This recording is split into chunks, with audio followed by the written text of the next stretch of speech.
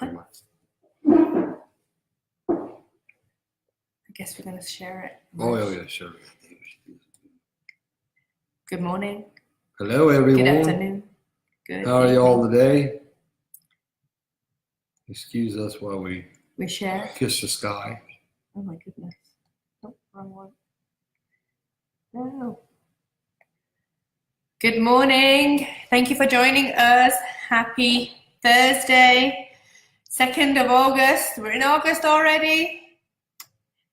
And we're just going to set up here. So we get ready to have our conversation. So thank you for joining us. If you're joining us right now, and I see the numbers, but I don't see the names of who has joined. If you're joining us from either Randy's page or my page, the Tales page, go on to Love Your Life Story, click like, and join us from there so we can see your names, we can acknowledge you, and then obviously we can continue the conversation. So I'm sharing on here, share now. Yeah, we want to hear what y'all have to say. Because we can sit here and talk to ourselves, but What's the fun in that? what's the point in that? We're trying to help everybody out there. You know, and I think even help, it's community participation that enables us to evolve as a whole. What do you think, Randy? I think it's bloody hot here. It's still bloody hot? It's the humid. It's not quite so bad today. But I told Kathy yesterday, I'm done. This is it. No more desert after this summer. I cannot live here no more. What are you talking about? He's going to be here for another few years. He says what he says, and then winter comes along. And when winter comes along, it's more like, this is why I live here. Actually, you know, my daughter had a great idea. What? I have a good friend that's got a place in Montana. Uh-huh. She goes, Dad, why don't you just go back there for the summer and find something work to do back in Montana for the summer? Mm-hmm. I thought that's a pretty good idea myself. I think it's a great idea. You know? Yeah. I mean, I can still do stuff, you know, via Skype or whatever. Mm-hmm. Don't have to be one-on-one. No, it doesn't have to be. I mean, my aim of the game is to work between here and the UK. You know, Wow. so I can. Aren't you special? I am special, and I get to have cooler summers. That's the aim of the Yeah. game. Right? That's Cool. cooler summers. I could go to Hawaii. It's cooler in Hawaii. You could. There you go. There you go. You can work from Hawaii. We can set our next retreat. Between my two coconut trees. Yeah. Yeah, we can set our retreats in Hawaii during the summer. Yeah, that would be good. Right? That would be a good place to do it. Would you come and join us in Hawaii to do some recovery Retreats, some self wellness retreats, some recovery. And then talking about recovery, guess what we're going to talk about today? We're going to talk about recovery. We're going to talk about recovery. My surgical recovery.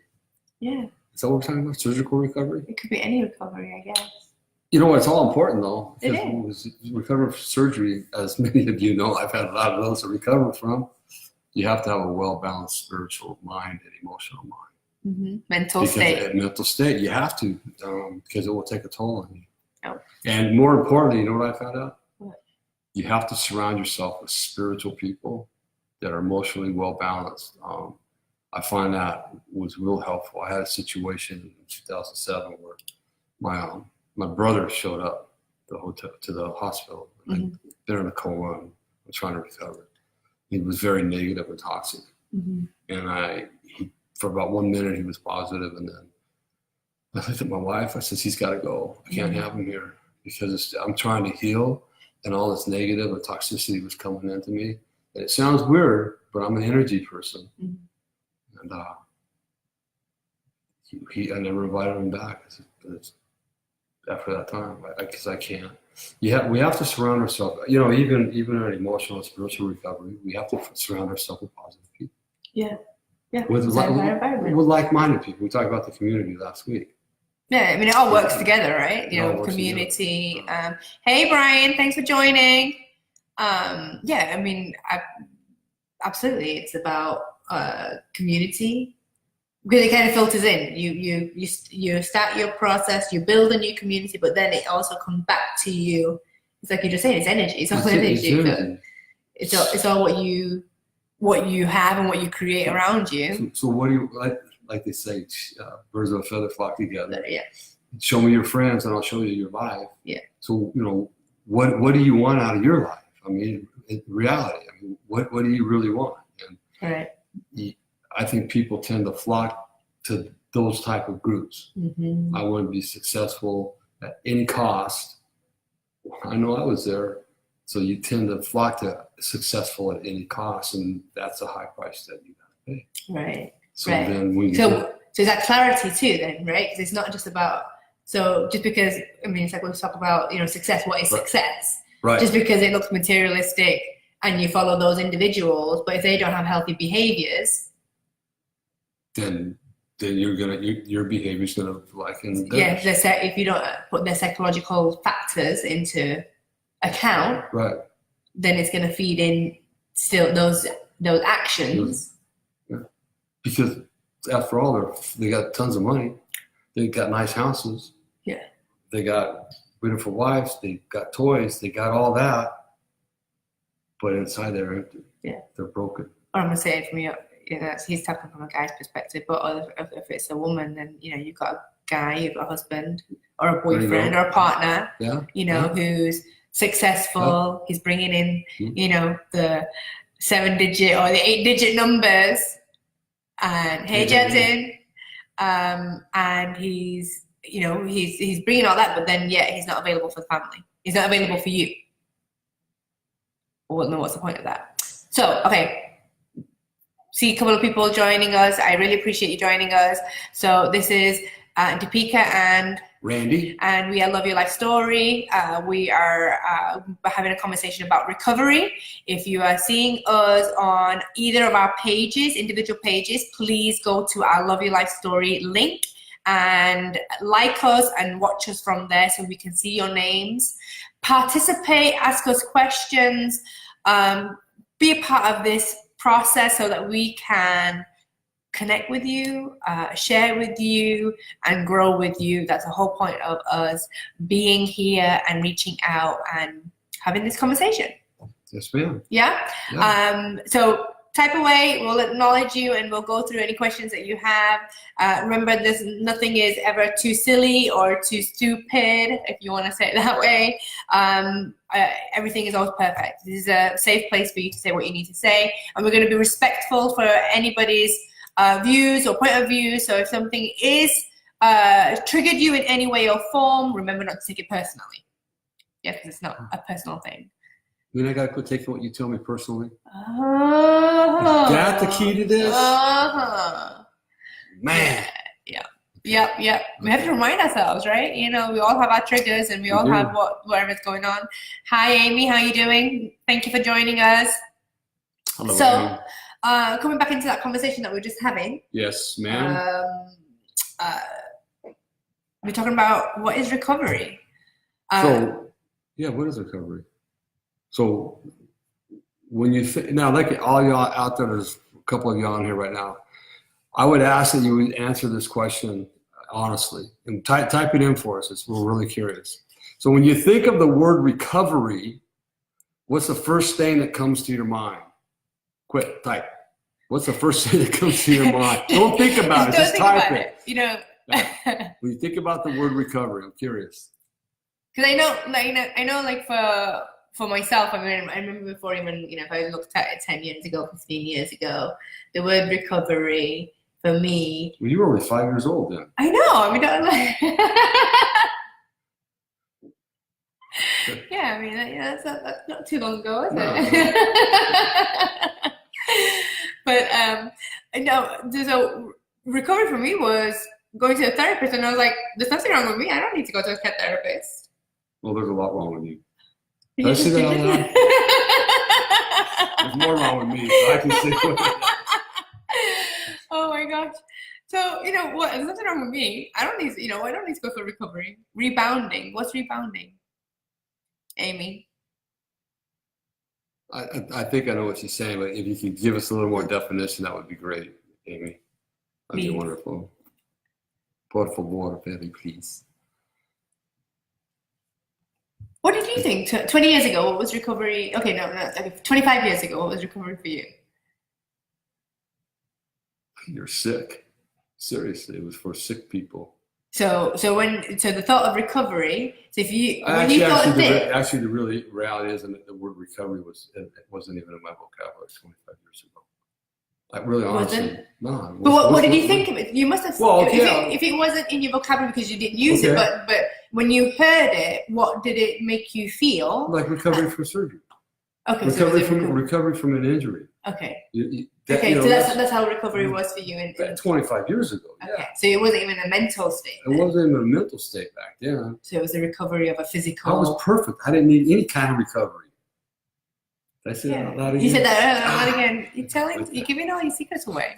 Yes, no, for me that's what it was. It was physical. Recovery to me was like, physical injury. Okay. Recovering from surgery. Uh-huh. But I maybe better? Maybe at some point I heard recovery, feeling better. Okay. Maybe at some point I might have heard healing from some mental illness or something like that. But what does that mean? Okay. What did even mental illness mean 25 years Did you have any judgments about it? No. Then I had no judgments. I was so judgmental. Oh my God. Like when I thought of recovery, like it was all about judgments. That's what that was so Well, remember, you're a lot younger than me. Don't tell everybody, but you're a lot younger.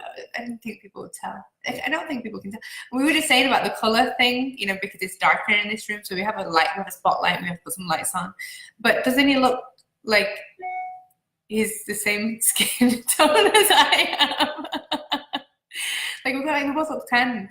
Wait, when I got back from Hawaii, I was darker than you. Remember? Don't forget. Momentarily. It doesn't matter momentarily. And then it washed off. No, it didn't wash off. It wasn't a spray-on tan, for God's sake. Oh, integration and well-being. Getting up after a fall down. Feeling better. Those are the physical parts, yes. But this right here, her last one, integration and well-being, is an excellent answer. Yeah. So I've asked hundreds of people this question, and all sorts of atmospheres, all different venues. When I ask people, what do you think the word recovery means? They, without exception, 100% drugs and alcohol. Mm-hmm. Drugs and alcohol. I'm a ministry leader of Celebrate Recovery, and people don't want to come to Celebrate Recovery because I'm not an alcoholic. I don't do drugs or alcohol. Right. And the reality is that recovery has nothing to do at all with drugs and alcohol. And drugs and alcohol has a lot to do with recovery, and we'll get into that as we speak a little bit more on the topic today. So, the recovery is returning to the normal state. What we got right here? Return to a normal state of health, mind, and mental strength, and a state of ease. So instead of we talk about disease, disease of the mind, disease of the body. That is because we have so much turbulence. And if we live in that place of turbulence, then we can't be in our natural homeostasis place. The way we were created to be. Yeah. So, and I'd love, for those of you who have joined us, I'd love for you to, what are you recovering from in this moment? Is there anything that you're working on and it's a recovery is a constant daily work. It's a daily process. Okay. It's not, I am recovered. It's recovery or recovering. But, you don't recover.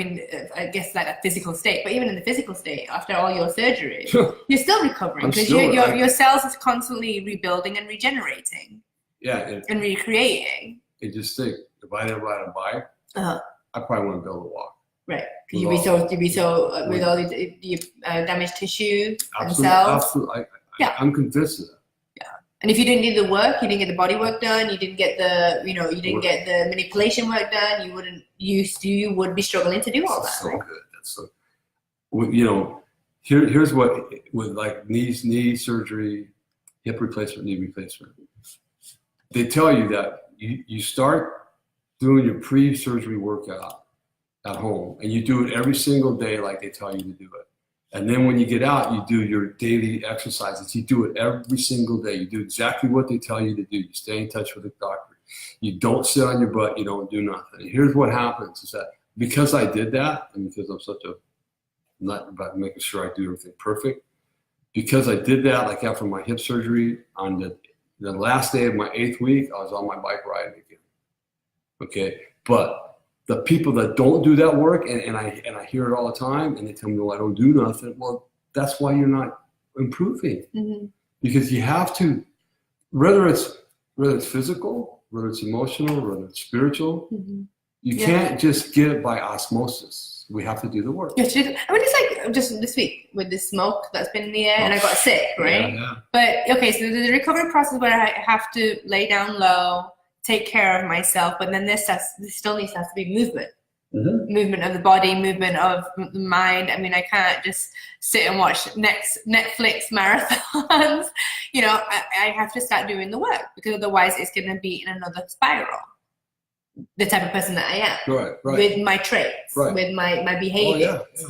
So I have to look at things in a different perspective and go, okay, well, what is conducive to my overall mental normal state of healthy mind and mental health, body and soul, right? So it can be, so in that sense of recovery, of talking about recovery, and the reason why I brought it up is one of the conversations that we have been having, just like you were just saying earlier, Randy, is people look at recovery and look at it as a negative place to be. When people look at, okay, I need to go into recovery, they don't think of it as a positive way of being. So last week when we were talking about our community setup and how we are showing up and how the community can support us is important to our recovery. And through conversations with friends and connections in my community, this was something that came up, and we decided to talk about recovery. So one of the things that we talked about, Randy, is recovery, and then because you were saying and stating about, okay, typically when people do think about recovery is drugs and alcohol, right, or addiction. A specific, right? But even addiction is, people don't think of anything that's done excessively is an addiction. Right. But people don't think of it that way, because they always think of addiction as, okay, there's a few things, but they don't think of, it's like when we say about how you do one thing is how you do everything. Right. So if we do too much of something, if you're doing something of too much and it's creating imbalance in your personal life, your business life, your friends, take a look at that. Because there's a behavior there that there needs to be a recovery for, a process that you need to go through. That's the key word, behavior. Behavior is the key word. Keyword, yeah. That's the key word, is the behavior. Yeah, because we have it. So in that, you were talking about what is sobriety, because that's something that isn't linked or is misunderstood from the words of sobriety and recovery. Right. So the word sobriety, what is sobriety? What is recovery? What is sobriety? Well, aren't they the same? No, they're not. Sobriety simply is just not drinking or using. Sobriety is simply not watching pornography, simply not gambling, simply not overeating, simply not overspending. Those are all addictions. And believe me, I was telling Topeka earlier, I've talked to hundreds of guys that have pornography addictions. And the before and after mindset is exactly the same as an alcoholic. It's just a different addiction. So they're all addictions. So the sobriety is just, I'm not drinking or using or watching pornography anymore. I quit. I'm not doing it. And my life's just fine. And I don't need it. At least I'm not drinking anymore. At least I'm not watching porn no more. Well, then why is your wife so mad at you all the time and getting ready to leave you? Why are you still not being able to show up to work like you're supposed to show up to work? Why are you still fighting with the law? Why are you still fighting with the government? Why are you still fighting everything? There's certain times we fight, but for the purposes of today, we've got to quit fighting everything. Right. Push. I guess it's like that pushing, right? Or rejecting. It's like rejecting everything that's happening around you. Exactly. It's not my fault. Yeah. This isn't my fault. It's their fault. So essentially what happens is the behavior doesn't change. And then many times, and I know when I did my timeline, and I talked about many times, the behavior gets worse. Because they don't have the alcohol to suppress all these emotions that they don't know how to deal with. Right. So, and then we were talking too that sobriety will lead to an action. So here it is. So here I am. right? Right. And I'm going, okay, oh, I'm sober. I have a drug addiction, right? So so my action is, okay, I've stopped taking whatever drug for past week. I'm so pleased with myself, but I'm not dealing with my issues. Not dealing with your issue. Right? I'm not doing the work. I'm not doing the recovery work. Not even going to Right. So here's the difference between, okay, here I am, willpower. I got it. I got this. I've stopped smoking or whatever that might be for a whole week, and something happens. Something's triggered. Something's happened. So then I react to it, and then I'm like you. And then the reaction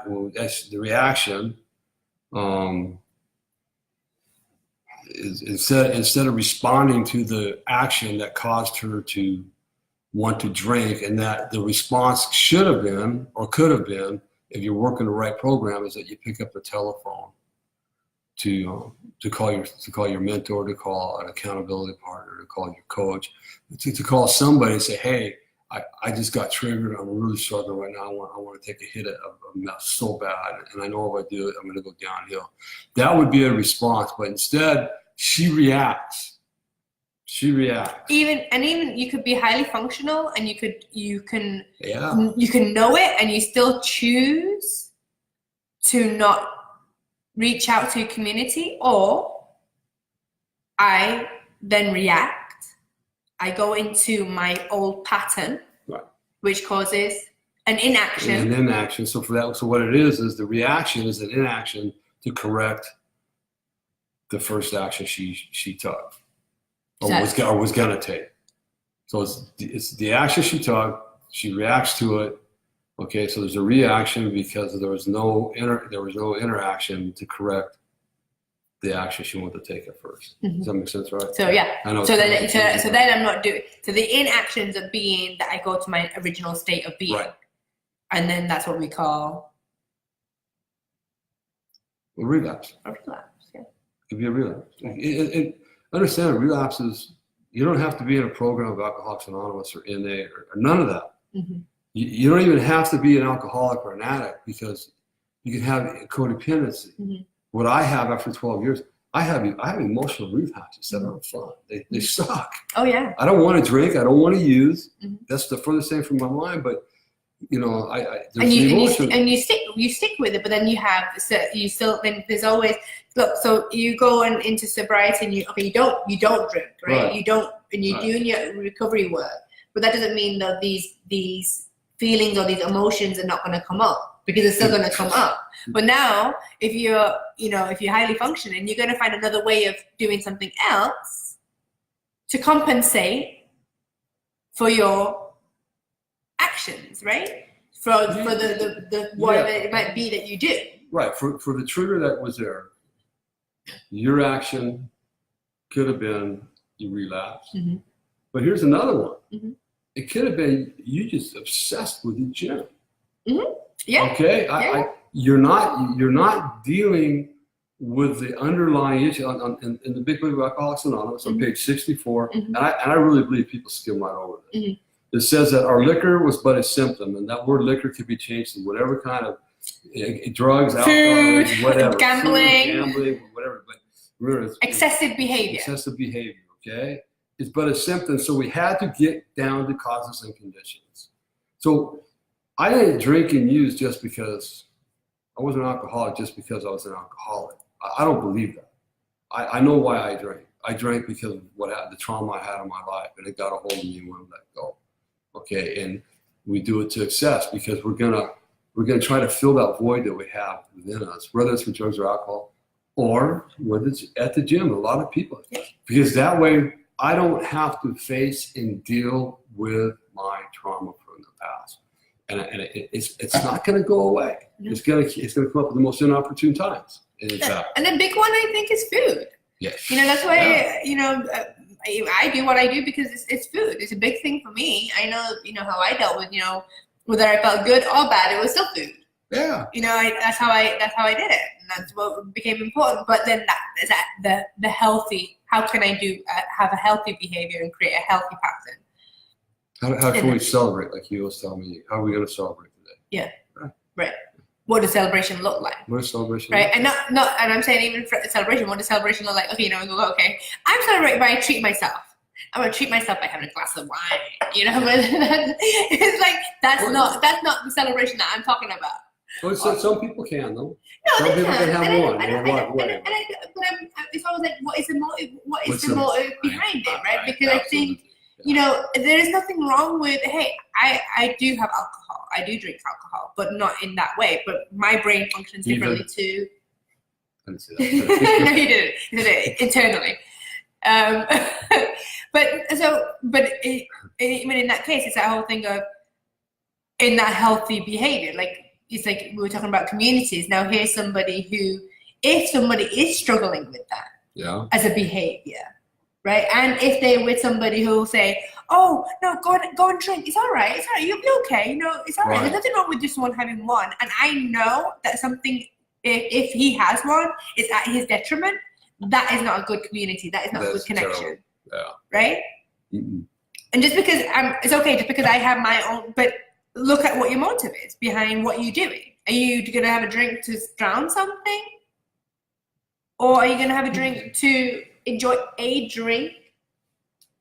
Here's a question I ask a lot of people. And most of them are people that are struggling with. I guess we can ask you this question. I would ask anybody this. Life without drugs and alcohol for me has been wonderful.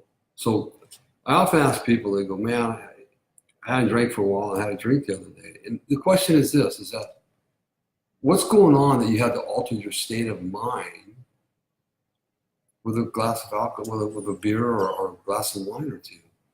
What's going on in your mind that you have to alter that state of mind? Why can't you just be where you're at with who you are in that moment? I know sometimes it's hard to do, but that's celebration to me. I mean, absolutely. For me, you're an alcoholic and you can't drink. And it doesn't, look at man. I thought when I gave up alcohol, my life's done. I'm never gonna have fun. Oh, again. You're gonna have fun again. Oh my God! How am I gonna? I remember that myself. Oh my God! I'm telling you, it's my life. I don't need it. I laugh harder than I've ever laughed. So, I'm not against drinking. Believe me, it's out there. People drink all the time. A lot of people drink without a problem. It's just a question that I ask, and I ask it with love and kindness. There's no judgment. I don't care if you drink or you get high. That's your life, not my life. I want it to be real upfront. It's a choice, and I want to be real. But what are your choices? Yeah. Why are you choosing? Yeah. And this is your own personal question. This is where we talk about recovery, right? Why am I choosing to do this? Why am I choosing to go to the gym all the time and not deal with my family, my home life at home? What am I running from? What am I running from, right? And then, and then even from that, if we keep on running from it, it's going to keep on following us. Right? I mean, it's like what you were saying, your hashtag that you came up with. Oh, yeah, hashtag. Dealing with something is not healing from it. And I'm going to elaborate on it just a little bit if I can. Without exception, 100% of the people that I've talked to in the company, I was abused or I got trauma in my life. I go, yeah, okay, great. How you doing with it? Well, good. I go, did you do any work on it? Have you talked to whatever? Yeah, I talked to the therapist once or twice about it. Or I talked to my pastor about it. Or I talked to this person about it. I go, that's great, but have you done any of the deep trauma healing work that really should be done in one's life? And they go, no, man, I'm good. 100% without exception, either committed suicide after. Tell me this: committed suicide, attempted suicide, or relapse on the drug of choice. Or addiction of choice. However you want to say it. That's why drug of choice could be anything. Okay, I mean, no, I'm putting another word in there so that people don't think it's just a physical drug. Drug of choice could be gambling, pornography. One with the Betty Ford. Overeating, undereating. Yeah, whatever. Self-neglect, I would say self-harm. Self-harm is another way. And so if you're dealing with it, you're not healing from it. Just believe me. Take my word on that. I mean, when I used to work with guys at first, I was drawn back and careful what I said. But after working with hundreds of guys, it's like. Oh, I'm going to use another word. Yeah. Dealing with it or coping with it. If you're just coping with it, that's another good one. If you're just coping with it, or you're putting up with something and you're just coping with it and you barely kind of really functioning, then you're not healing from it. No. You don't have to live that way. That's the thing is that we don't have to live that way anymore. And we talked about several Videos back. about the seeable comfortableness. Mm-hmm. We're comfortable living in that seeable comfortableness because we know how to deal with it. Mm-hmm. We know how to handle every situation that might come up in life. Right. That's within that circle. Right. So it's uncomfortable, but I'm comfortable here because I can do it. So then what we start doing in recovery is, like they say, the underlying causes and conditions, Mm-hmm. where you have